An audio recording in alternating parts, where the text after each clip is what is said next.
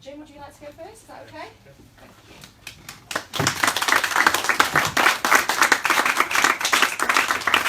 Okay, well, first of all, thank you for the introduction and the kind words setting out. It's a pleasure to be in Stockport, which is fairly posh if you come from Oldham. I'm not sure if there's a dress code or not, but I've done my best. I've actually broken this down a bit really, because I thought, is it a poison chalice or an opportunity, until you see the for all bit. And it's that that really focuses in my mind, because there's no doubt that devolution can be made to work.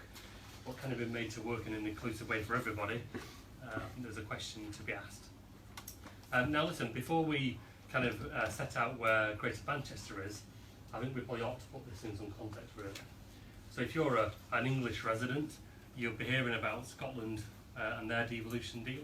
You'll be hearing about the Welsh, you'll be hearing about the devolution deals in Northern Ireland. And you'll be right to ask, well, what about us?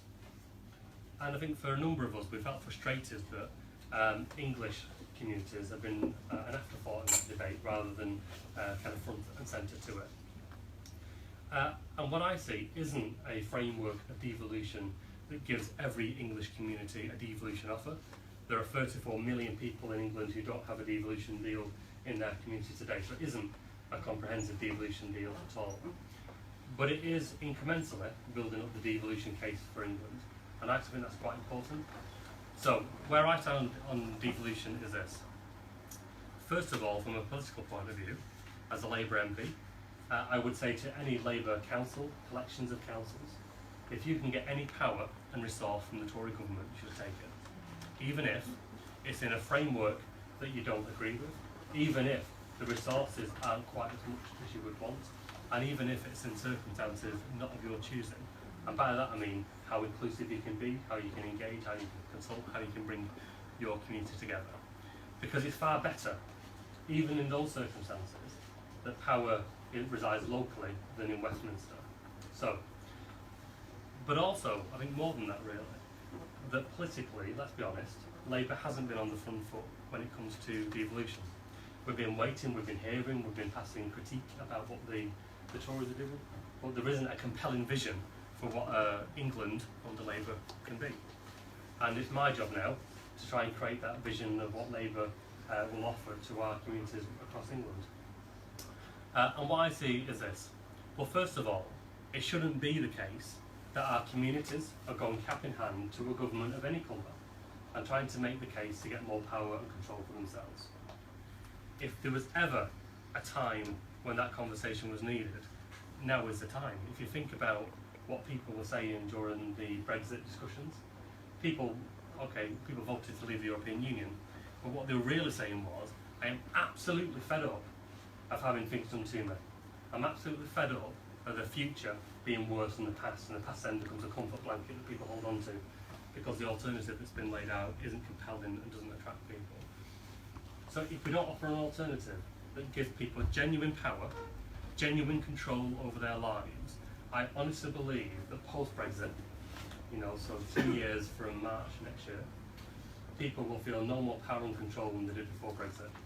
And I think for every mainstream party, we should be very fearful about what that might mean in terms of a counter-reaction from the public.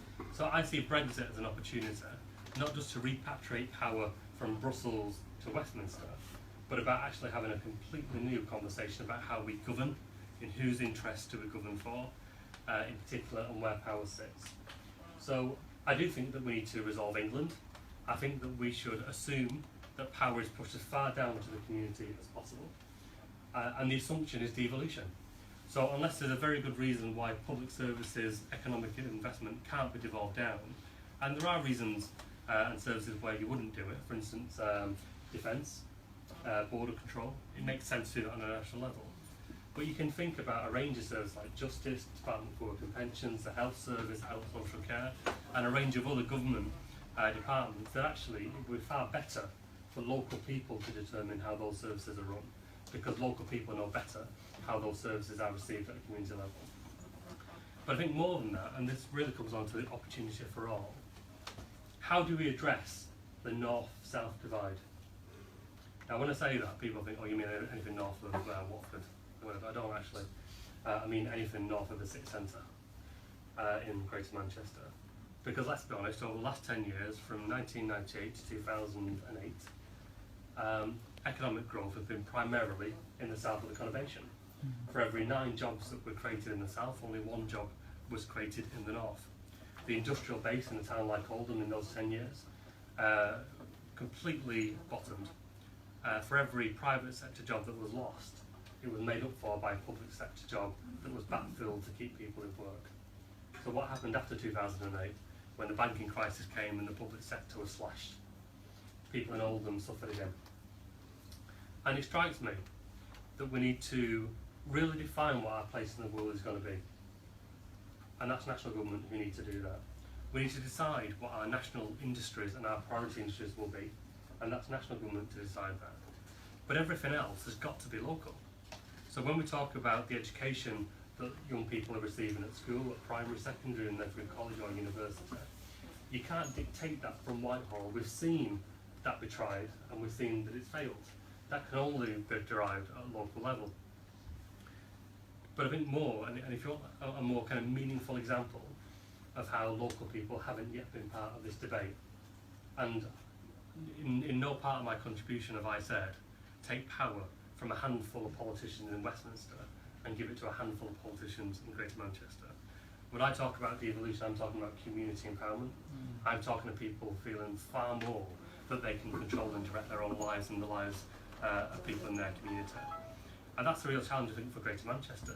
How do you take it from what will be a mayoral contest and council leaders to one where the community feel far more control of their lives?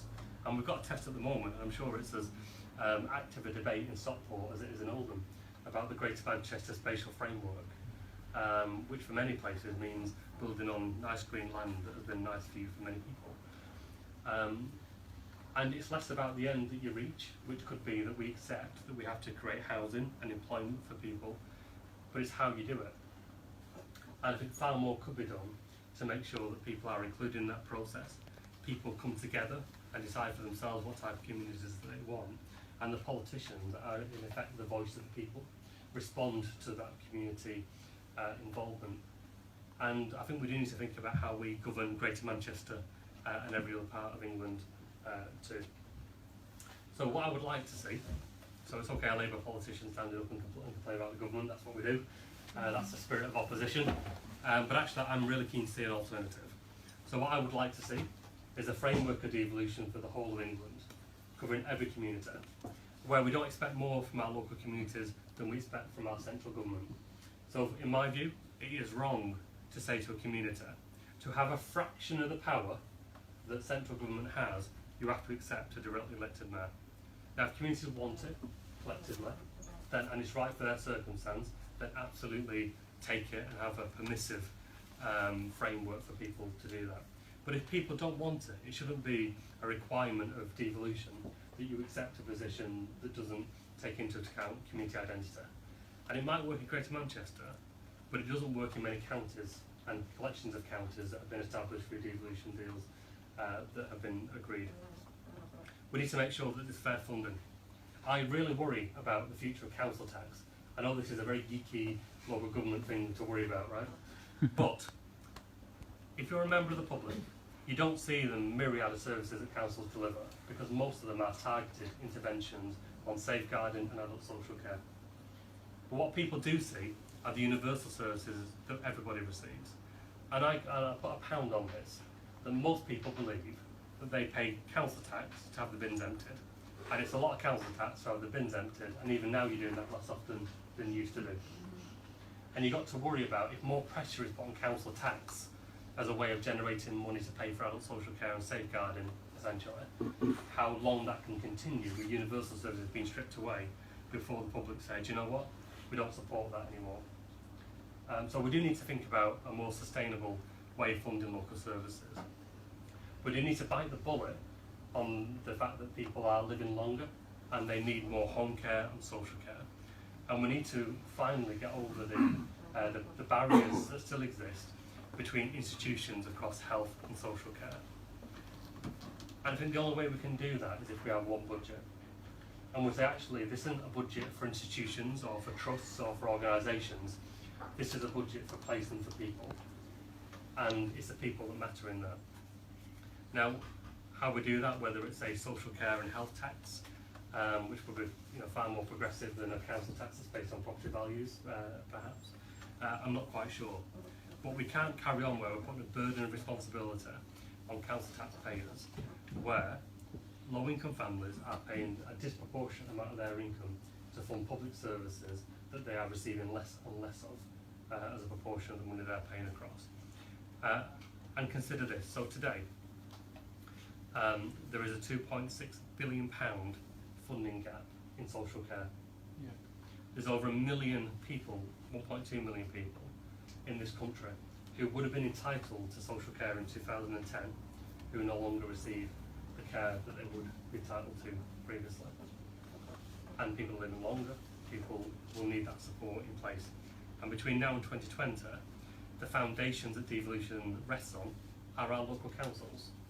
And if the councils themselves aren't financially sustainable, can't withstand the pressure that's going to come on them, it will absolutely affect the ability for devolution to work.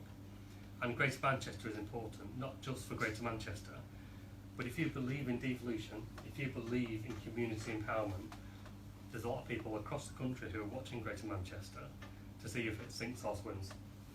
And we need to make sure that it succeeds. So if you are sceptical about devolution for absolutely understandable reasons, if you've got doubts about how inclusive it's been so far, if you're concerned about whether it's really about show and the substance isn't beneath it, if you believe that there isn't the money there to fund the type of devolution that we would want, in some ways it's probably still better than what the alternative could be in the same situation. So I think it's important for Greater Manchester to own devolution. I think it's important that we say in all that actually we're going to make it our own. But in that we demand that it becomes our own. Not that it becomes a preserve of individual politicians, not that it becomes a plaything of public servants, but it becomes a way for you to have far more control over your communities. And I think if we can get Greater Manchester right, in very difficult circumstances, then I think we can set the framework for what a New England could be. With communities, our towns and cities and counties, far more able to deliver the type of communities that they want.